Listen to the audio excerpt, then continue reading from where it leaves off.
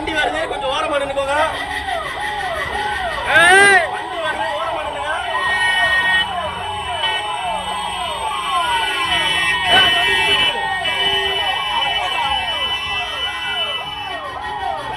வண்டி கொஞ்சம் ஓரமா நின்னுங்க.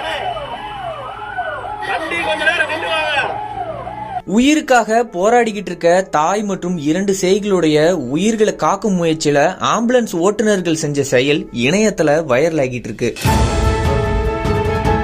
தென்காசியில சிலிண்டர் வெடிச்சு சிதறினதுல பலத்த காயமடைஞ்ச தாய் மற்றும் அவங்களுடைய 2 குழந்தைகள் உயிரை காப்பாத்துற நோக்கத்துல ராஜபாளையத்துல ஆம்புலன்ஸ் ஓட்டுநர்கள் செஞ்ச செயல் இணையத்துல வைரலாகி நெகிழ்ச்சியை ஏற்படுத்தி இருக்கு.